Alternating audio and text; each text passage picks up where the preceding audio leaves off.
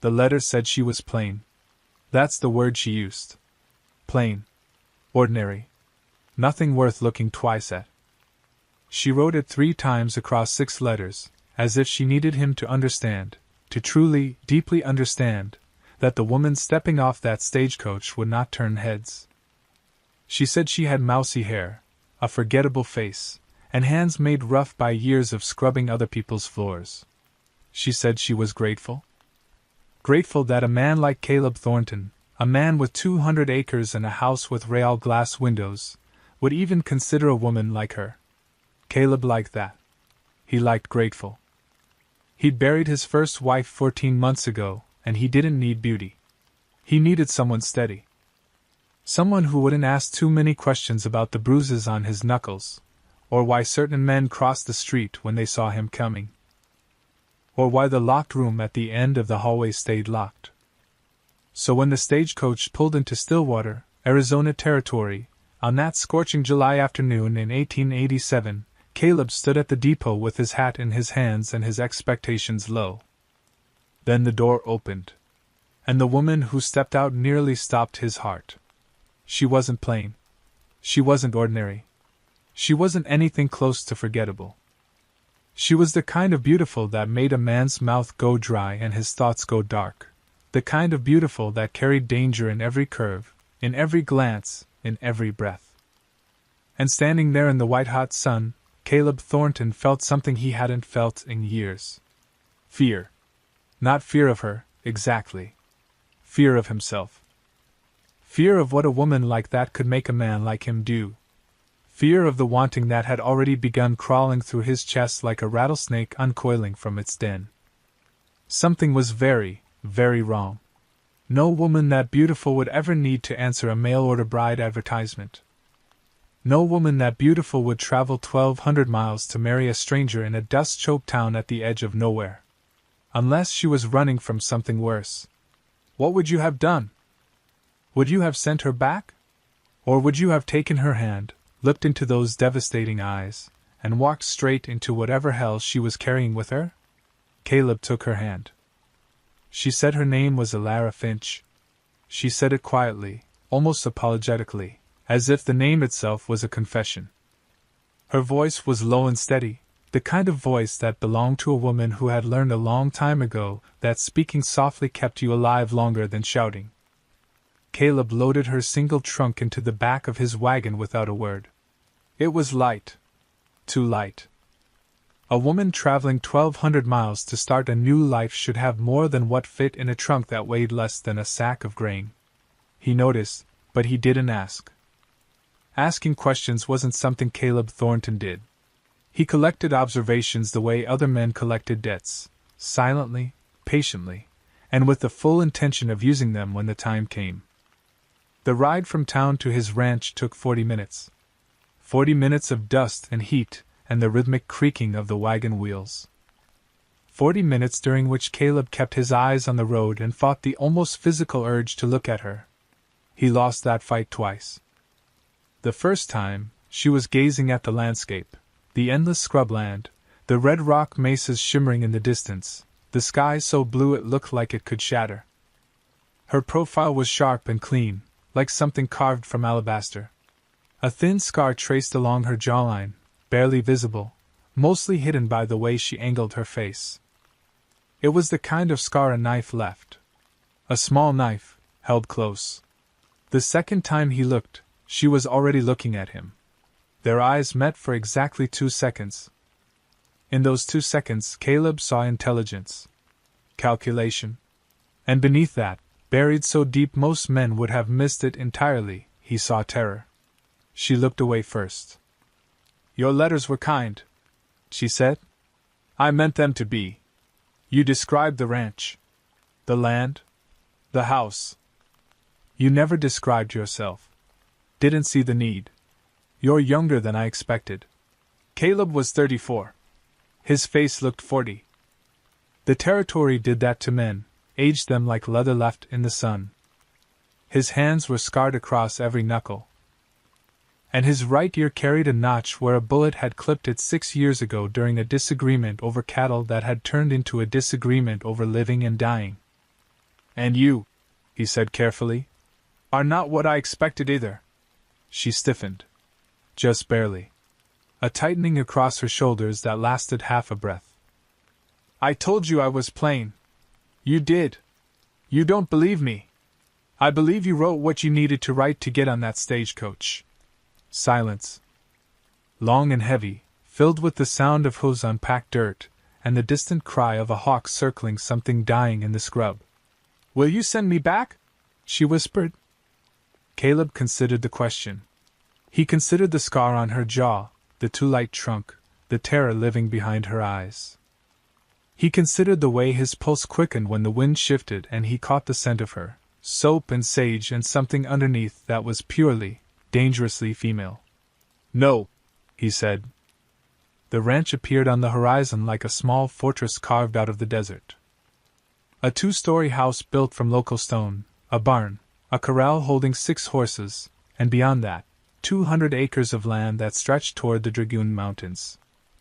It wasn't beautiful, but it was solid. Defensible. Caleb had built it that way on purpose. He helped her down from the wagon. Her hand was small in his, and her grip was stronger than it should have been. When her boots hit the ground, she looked at the house, at the thick stone walls and the narrow windows and the heavy oak door, and something changed in her expression. Relief.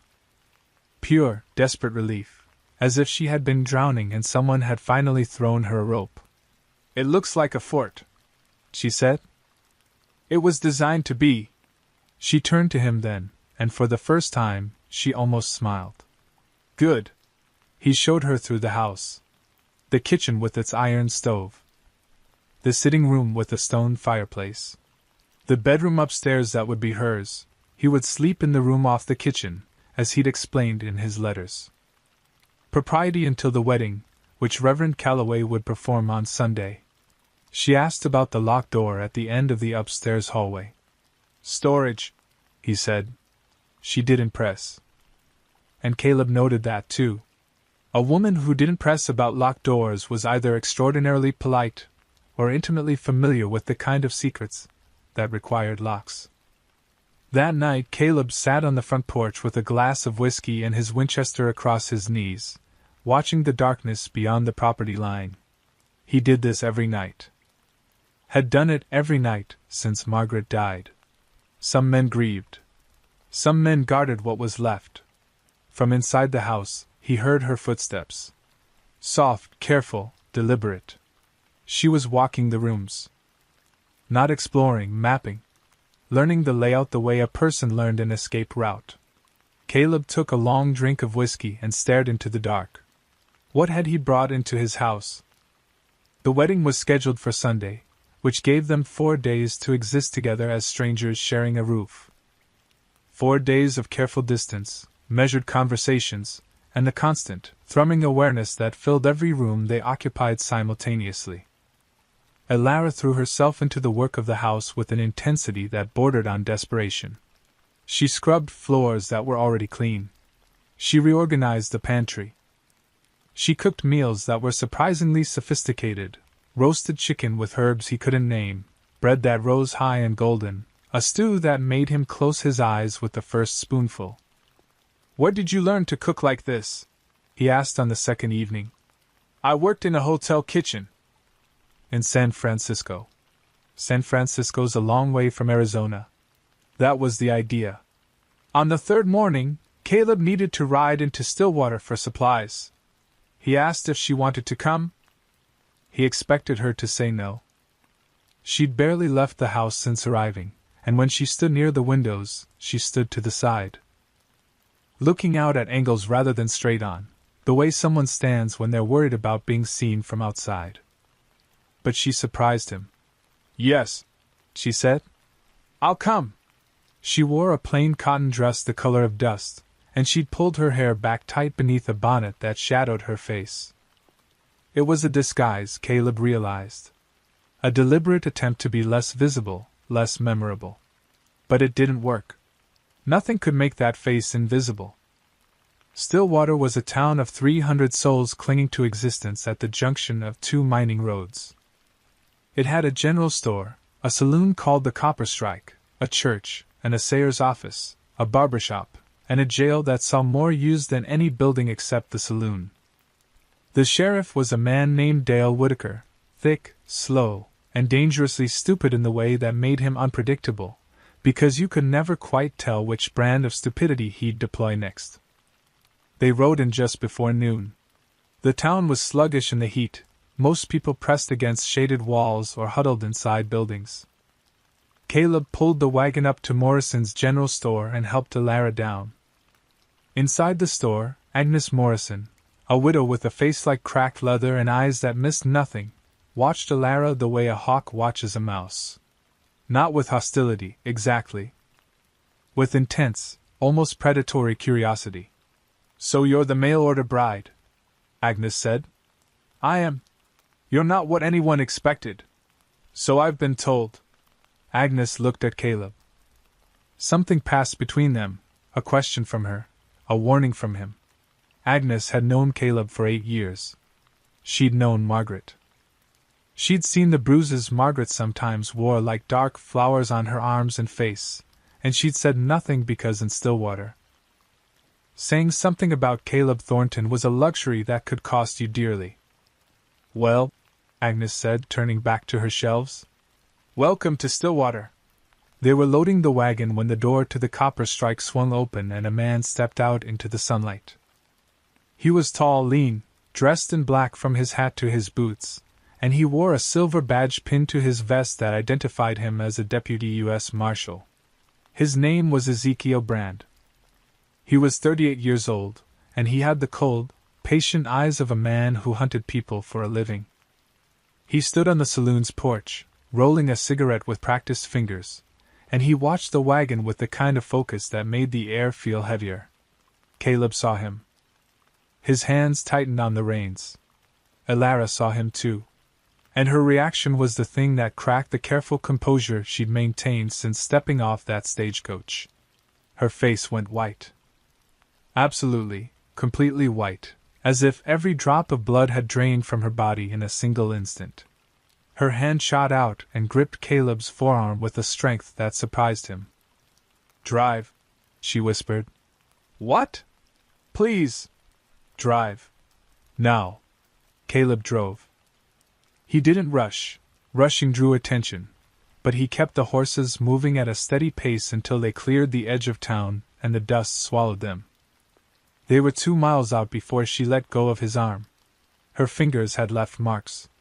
"You know that man?" Caleb said. Not a question. Silence. "Alara, I don't know him."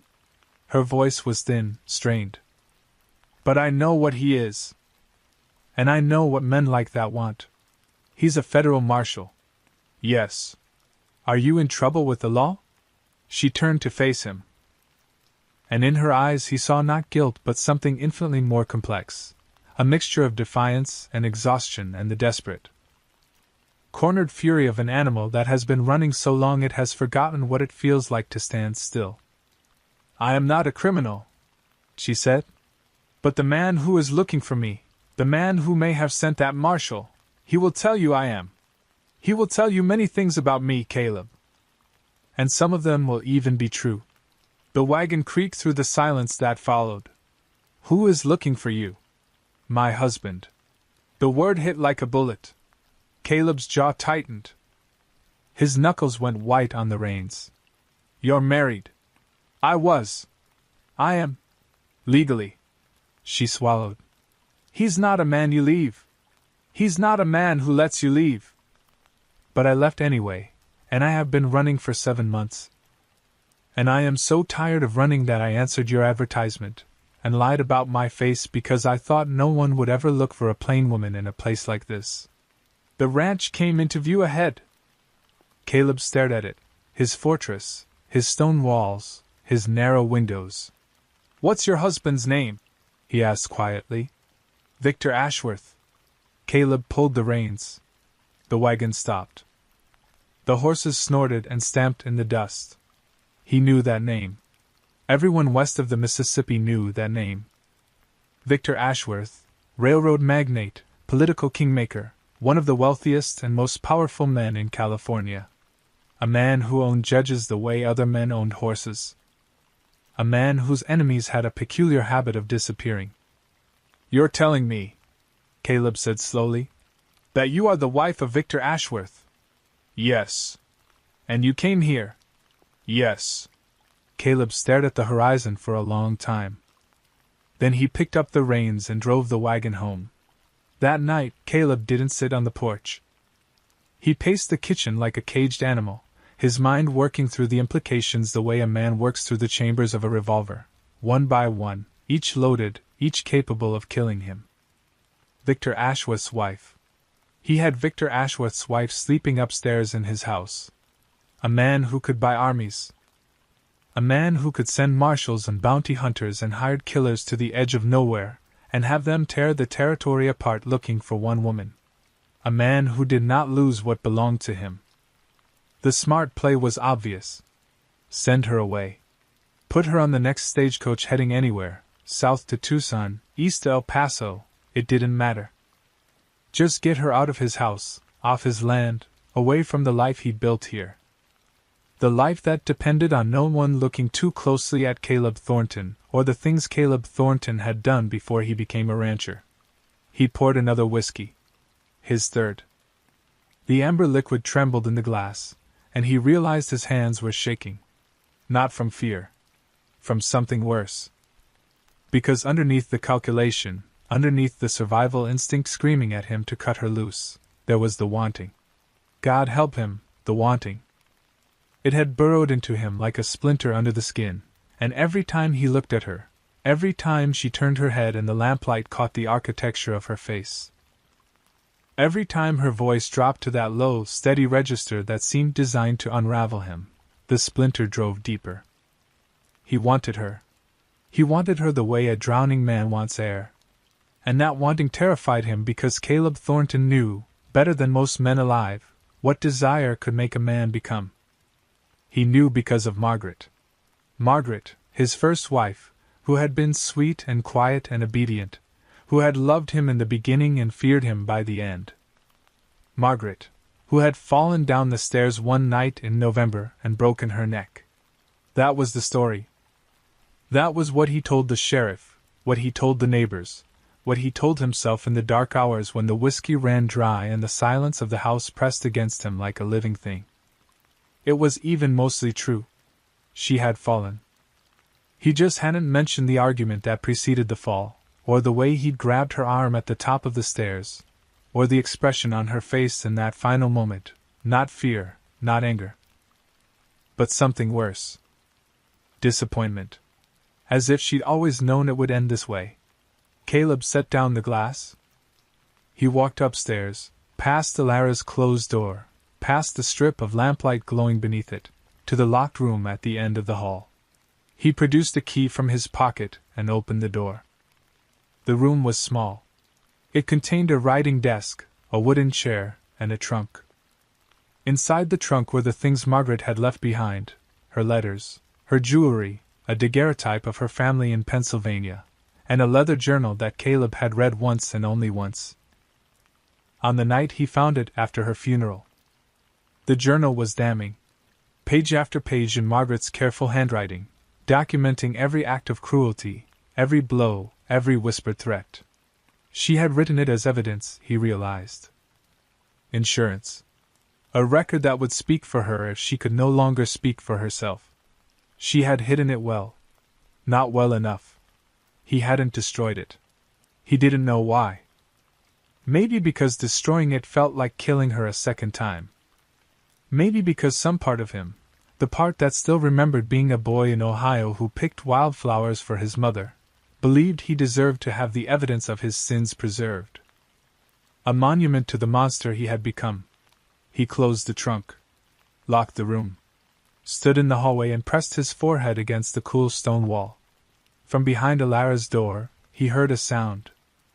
Quiet, muffled, controlled. She was crying. Crying the way people cry when they've had years of practice doing it silently, burying the sound in a pillow, swallowing the sobs before they could fully form.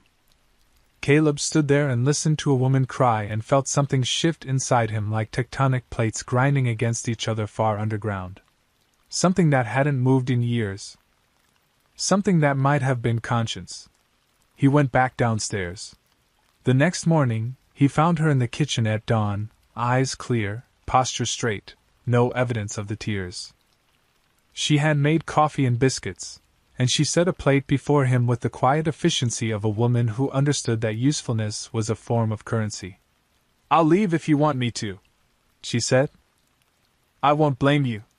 Where would you go?" "I don't know." "How long before he finds you? Without protection?" "Weeks. Maybe less. Victor has resources most men can't imagine." "The marshal in town, if Victor sent him, it means he's narrowed the search to the territory. It's only a matter of time before someone connects the mail-order advertisement to a woman matching my description." "Has he hurt you?" Caleb asked. The irony of the question sat in his mouth like ashes. She pulled down the collar of her dress. Just an inch. Enough to reveal a scar that ran from her collarbone to just below her throat, thick, raised, ugly. Not a knife wound. A burn. The kind of burn a heated fireplace poker leaves. "He will kill me if he finds me," she said, matter of fact. "Not quickly. He's not a quick man. But eventually, yes. He will kill me." She fixed her collar and picked up the coffee pot. "I'll leave today," she said. "Sit down." She looked at him. "Sit down, Elara." She sat. "We're getting married on Sunday," Caleb said. "As planned?" "You don't have to. A wife can't be compelled to testify against her husband. And a husband has legal claim over his wife's residence and protection. If you're my wife, Ashworth's legal standing weakens. It doesn't disappear, but it weakens. A marshal can't just drag a married woman out of her home without paperwork, and paperwork takes time. You're offering to protect me. I'm offering to marry you. That was always the arrangement. The arrangement was for a plain woman with no complications. Plans change." She studied him across the table. Those dark eyes, intelligent, searching, afraid. "Why?" she asked. "Why would you do this?" "Because I want you," he thought. "Because the want is eating me alive, and maybe if I do something decent for once in my miserable life it will balance the scales. Maybe if I protect you instead of destroy you, I can prove that Margaret was wrong about me. That I'm not what she wrote about in that journal. Because I need a wife," he said. "And you need a husband who isn't Victor Ashworth." She held his gaze for a long time. Then she nodded. Sunday came like a blade being drawn. Reverend Calloway performed the ceremony in the small clapboard church at the center of Stillwater. The pews held a scattered congregation of locals who came less for the wedding and more for the spectacle, the enigmatic rancher and his inexplicably beautiful bride. Agnes Morrison sat in the third row, her eyes moving between Caleb and Elara with an expression that was equal parts concern and morbid fascination. Caleb wore his one good suit. It was black and slightly too tight across the shoulders, and it made him look like what he was, a man of violence dressed up as something civilized.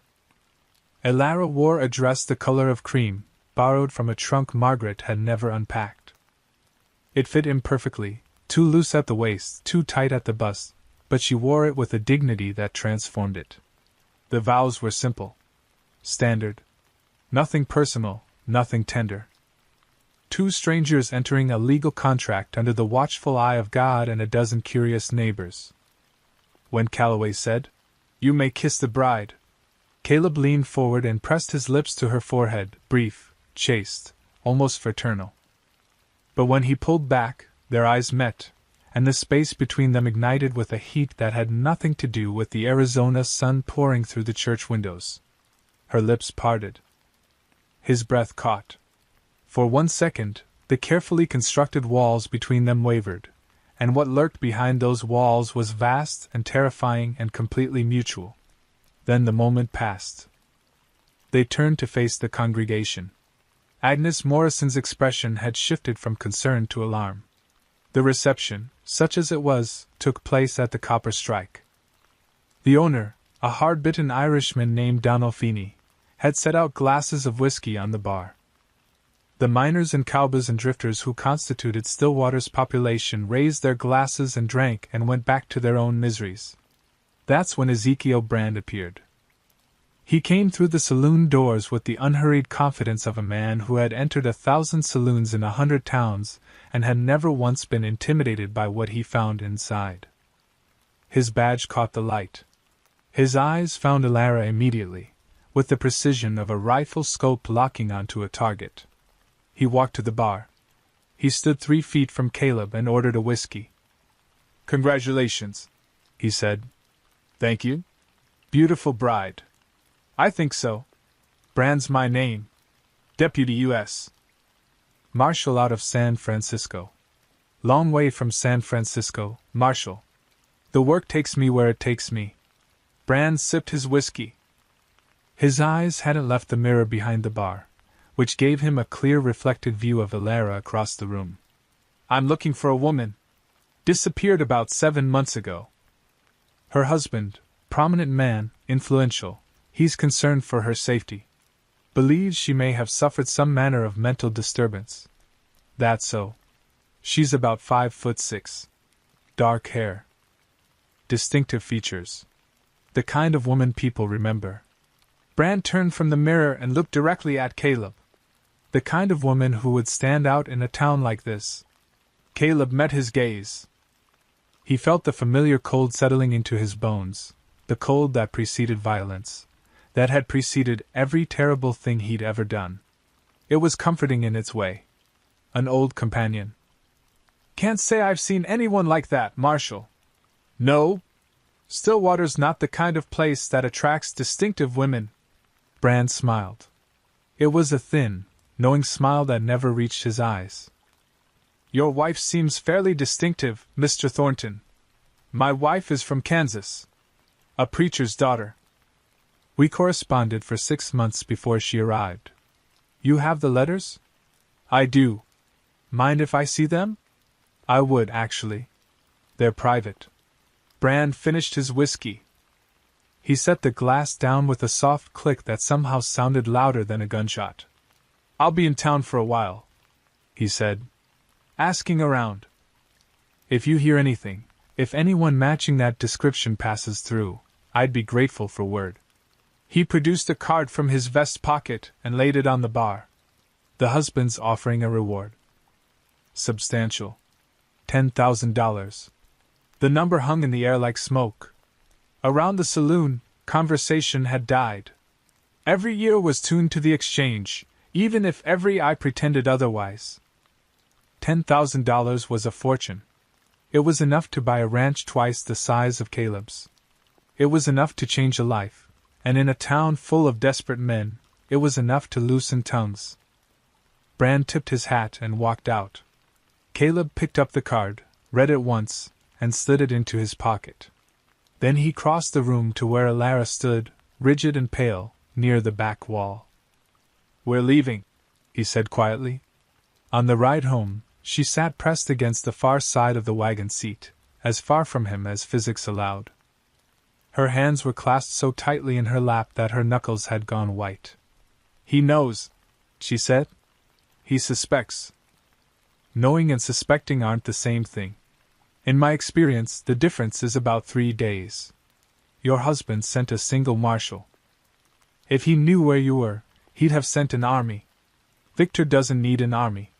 He needs one competent man with patience. That's what Brand is. Caleb flicked the reins. The horses quickened their pace. $10,000, Alara said. "Someone in that town will talk. Agnes Morrison was staring at me all morning. She knows something is wrong.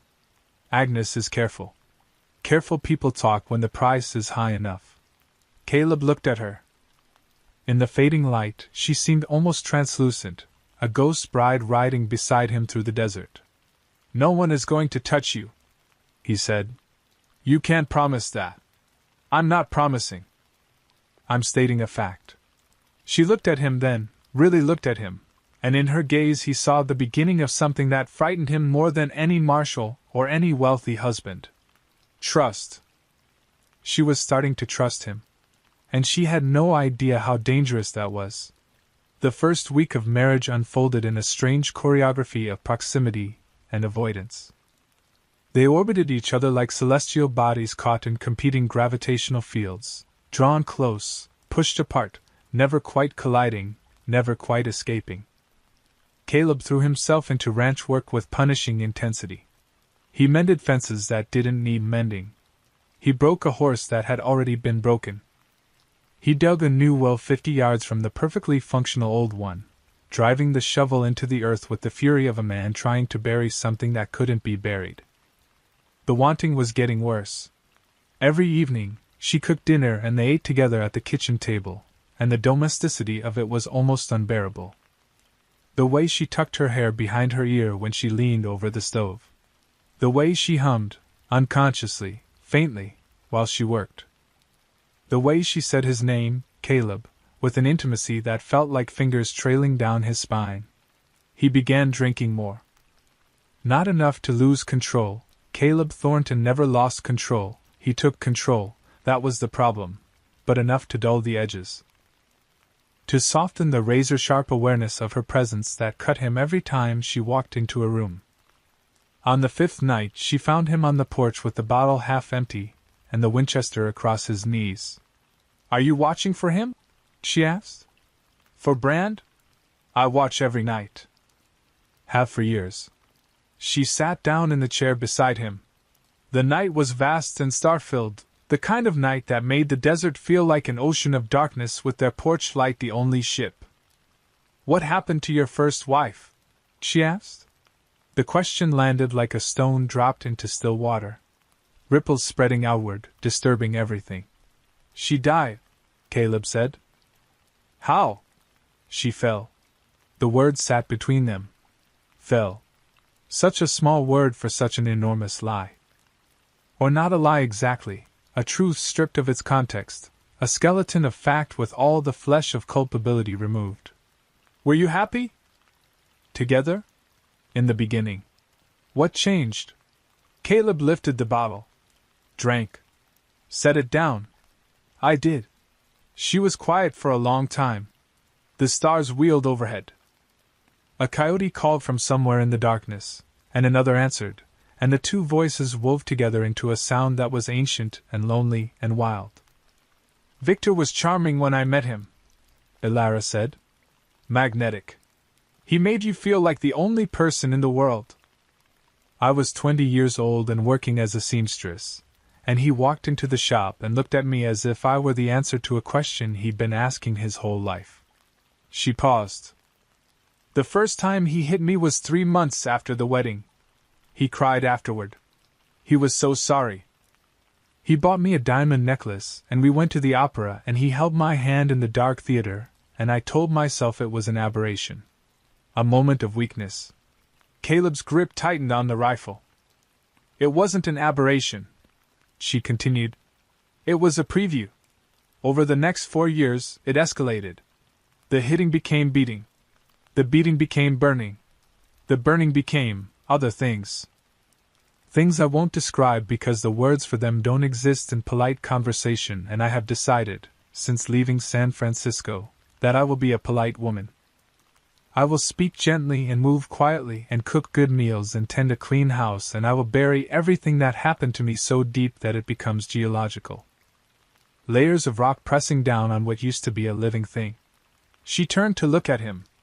Moonlight and shadow divided her face in half. "I know what you are, Caleb." The word stopped his breath. "I've lived with a violent man for 4 years. I know the signs. The way you hold your hands, always slightly curled, always ready. The way the men in town look at you, not with respect, with fear." Agnes Morrison's face when she watched us together. "The locked room upstairs that you say is storage, but that you visit at night when you think I'm sleeping." Caleb said nothing. The coyotes had gone silent. The world held its breath. "I know what you are," she repeated. "And I'm here anyway. Because here is safer than there, And you are less dangerous than him, and that is the arithmetic of my survival. She stood up. She walked to the door. She stopped. But I need you to hear me, Caleb. I need you to hear this and understand it the way you understand the weight of that rifle in your hands.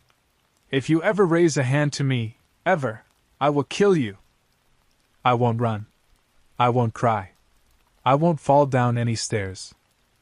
I will wait until you sleep and I will open your throat with the kitchen knife and I will walk away and I will not feel a single moment of remorse. Do you understand? He looked up at her. In the moonlight, she was terrible and beautiful and absolutely, completely serious. I understand, he said. She went inside. The screen door closed softly behind her. Caleb sat on the porch until dawn, the whiskey untouched beside him, and for the first time since Margaret died, he allowed himself to feel the full weight of what he had done. What he was. What he could become again. And somewhere in that long, brutal night, sitting under stars that neither judged nor forgave, Caleb Thornton made a decision. He would not be that man again. Not for Alara. Not for himself. But because the man who had stood at the top of those stairs with his hand on Margaret's arm was a man who deserved to die, and if he couldn't die, then at least he could change. At least he could fight the monster the way he'd fight any enemy, with everything he had, for as long as he had breath. It was the first honest thing he'd felt in years. He wasn't sure it would be enough. 2 weeks after the wedding, Marshal Ezekiel Brand came to the ranch. He came at noon, riding a tall black horse, his badge gleaming like a small sun pinned to his chest. Caleb saw him from the corral where he was working a yearling colt. He set down the lead rope. He walked to the house. He reached inside the door and took the Winchester from its place beside the frame. Alara was in the kitchen. She had seen Brand through the window. She stood motionless by the stove, a wooden spoon gripped in her hand like a weapon. Her face blank with the practiced emptiness of a woman retreating behind walls that had saved her life more than once. "Stay inside," Caleb said. He walked onto the porch. Brand dismounted at the property line, a deliberate choice, a show of jurisdiction. He tied his horse to the fence post and walked the remaining 40 yards with his hands visible and his coat pushed back to expose the holstered Colt on his hip. "Mr. Thornton. Marshal. I've done some asking around. Sent some telegrams. Spoke to some people in Kansas about your wife's family, the preacher and his daughter." Caleb waited.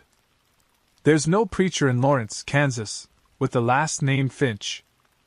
No record of an Alara Finch in any church registry, any census, any document I could find." Brand stopped 20 feet from the porch. His eyes were flat and calm. "There is, however, a woman named Alara Ashworth, wife of Victor Ashworth of San Francisco, who disappeared 7 months ago under what her husband describes as deeply concerning circumstances. Lots of women named Alara in the world. Not many who look like your wife." Mr. Ashworth provided a photograph. "The resemblance is, well, let's call it conclusive. You have a warrant?" "I don't need one. I'm not here to arrest anyone. I'm here to verify the identity of a woman who may be in danger." "She's not in danger. Her husband believes otherwise. He believes she's suffered a break from reality. He wants her home, where she can receive proper care. Her husband burned her with a fireplace poker. Among other things." Brand's expression didn't change. Not a flicker. "That's an accusation that would need to be substantiated in a court of law. Mr. Ashworth is a respected citizen. A philanthropist. A man of considerable standing. Standing doesn't make him innocent. And an accusation doesn't make him guilty." Brand took a step forward. "I'm going to need to speak with your wife, Mr. Thornton. I can do it here, civilly, or I can ride to Tucson and come back with a judge's order and a dozen men. Your choice." The air between them crystallized. 2 men, 20 feet apart, the sun beating down on the hard-packed earth, every shadow sharp enough to cut. From inside the house, The screen door opened. Alara stepped onto the porch. "Don't," Caleb started. "It's all right," she said. Her voice was steady. She had the wooden spoon still in her hand, and she set it down on the porch railing with a careful precision that suggested she was managing each movement like a chess piece. She walked down the steps and stood beside Caleb. "I am Alara Ashworth," she said. "I left my husband because he tortured me for 4 years, and I believed, with complete certainty, that he would eventually kill me. I am not insane. I am not confused. I am a woman who chose to survive." Brand studied her. Whatever he saw, the scar at her jaw, the rigid control in her bearing, the fierce clarity in her eyes, it caused something to shift behind his professional mask. A crack, small but visible. "Mrs. Ashworth, I understand. My name is Thornton. I am legally married to Caleb Thornton. Whatever claim Victor Ashworth believes he has, it is contested by the fact that I am now the wife of another man in another territory. And any attempt to forcibly remove me from my home would constitute an unlawful action subject to territorial jurisdiction." She had rehearsed this. Caleb realized it with a start. She had spent the past 2 weeks preparing for this moment, reading the law books he kept on the shelf in the sitting room, constructing her defense word by careful word. Brand removed his hat. He wiped his forehead with his sleeve. For the first time, he looked uncertain. "The law is more complicated than that, Mrs. Thornton. You were married to Victor Ashworth. That marriage has not been legally dissolved. Your marriage to Mr. Thornton here could be considered bigamous and therefore invalid. Then let it be argued in court. In a territorial court, before a territorial judge, with witnesses who can testify to what Victor Ashworth did to me. He'll bring his own witnesses. He'll bring bought witnesses. There's a difference." Brand put his hat back on. He looked from Alara to Caleb and back again. Something was working behind his eyes, not just professional calculation but something more personal, more human. Caleb had seen that look before, on the faces of men who were being asked to do something that ground against their conscience. "I have a job to do," Brand said quietly. "Then do it," Caleb said. "File your report. Tell Ashworth where she is. And then watch what happens next, because I promise you, Marshal, what comes through that gate will not leave alive. That's a threat against federal officers. It's a threat against anyone who tries to take my wife from her home." The silence stretched. A hawk cried overhead. The wind stirred the dust into small, restless spirals. Brand mounted his horse. He sat in the saddle for a long moment, looking down at them, the scarred rancher and the beautiful fugitive, standing together on the porch of a house built like a fortress. "I'll file my report," he said. "What happens after that is above my pay grade." He rode away. The dust settled behind him slowly, as if reluctant to let go. That night, Alara came to Caleb's room off the kitchen. She stood in the doorway in her nightgown, lamplight behind her turning the cotton translucent. Caleb sat on the edge of his bed, still dressed, still coiled with the tension of the day's confrontation. "He'll send men," she said. "I know. Hired men. Dangerous men. I know. You could still send me away. Save yourself the trouble." Caleb looked up at her. The wanting was there, as always, but something else had grown alongside it. Something stronger, something that felt less like desire and more like devotion. He didn't know when it had happened. Maybe it had been happening since the moment she stepped off that stagecoach. Maybe it had been happening since she stood on this porch and told him she would kill him if he raised his hand to her. Maybe it was happening right now, in this doorway, with the lamplight and the darkness, and the immensity of what they were about to face. "Come here," he said. She came. She sat beside him on the bed. He took her hand, gently, carefully, as if handling something precious and fragile and infinitely valuable. "I have done terrible things," he said. "Things I can undo. Things I will answer for someday, to God or to the devil or to whatever waits for men like me. But I will not let anyone hurt you. Not Ashworth. Not his men.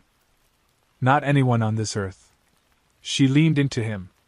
Her head found his shoulder. Her hair smelled of sage and soap and the desert after rain. I believe you, she whispered. And the terrible thing, the miraculous thing, was that she meant it. They didn't run. That was the part of the story that people in Stillwater would talk about for years afterward, the part that became legend, that grew in the telling until it was more myth than memory. They didn't run. Victor Ashworth sent his men 3 weeks later. 4 of them, professionals, armed and well paid, riding into Stillwater with the cold efficiency of men who had done this kind of work before. They asked questions at the copper strike. They showed photographs. They made threats. What they didn't expect was what they found at the Thornton Ranch. Caleb had spent those 3 weeks preparing. He'd fortified the house, sandbags at the windows, extra ammunition stored in every room, water barrels positioned for a siege. But he'd also done something unexpected. He'd ridden to the neighboring ranches, the ones scattered across the valley like lonely outposts, and he told the truth. Not all of it, not about Margaret, not about the locked room, but about Alara. About what she was running from. About what was coming. And one by one, the ranchers had come. Tom Haggerty with his 2 sons. Old Diego Salazar, who hadn't spoken to Caleb in 3 years over a water rights dispute but who had daughters of his own and understood what a man who burned women deserved. Even Agnes Morrison, who arrived with a shotgun she hadn't fired in 20 years and a look on her face that suggested she intended to remedy that. When Ashworth's men rode up to the property line, they found not a lone rancher and his stolen bride but a small army. Weathered faces behind rifle barrels. The quiet resolve of people who had decided, collectively and without debate, that this was where the line would be drawn. There was no battle. No dramatic shootout. The men looked at the fortified house and the armed neighbors and the cold mathematics of their situation, and they turned their horses around and rode away. Victor Ashworth tried twice more over the following year. Each attempt was met with the same wall of stone and iron and human stubbornness. Eventually, a territorial judge, one who couldn't be bought, because there were still a few of those left, granted Alara a dissolution of her first marriage on grounds that would have scandalized polite society if polite society had been paying attention. The scars on her body were entered into evidence. Margaret's journal, which Caleb gave to the court voluntarily, was not required but was noted. They stayed married. Not the contractual arrangement of strangers but something harder and more honest, a marriage between 2 damaged people who understood each other's darkness because they carried their own. Caleb never raised his hand to her. Some nights the old fury stirred in him like an ember in dead ash, and on those nights he walked out into the desert and stayed until dawn. Fighting the battle that mattered most, the one inside himself. He didn't always win, but he always fought. And Alara, who had learned to read the weather of violent men the way sailors read the sky, saw the fighting.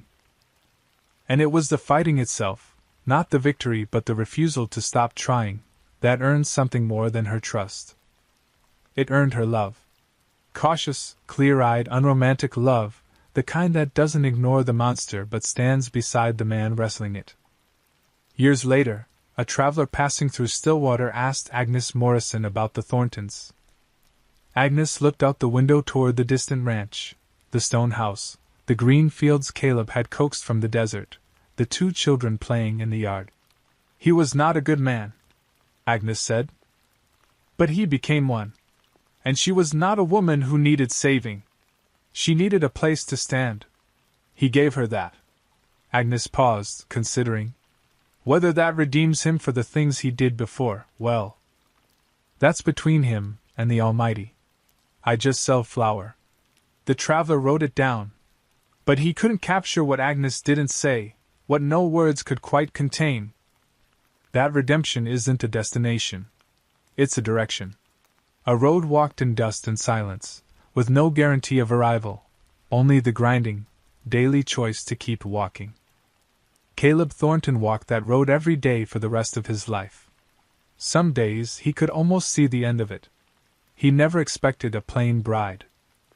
He got a beautiful woman who forced him to confront the ugliest parts of himself. And in the end, the most dangerous thing she brought into his house wasn't trouble. It was a mirror,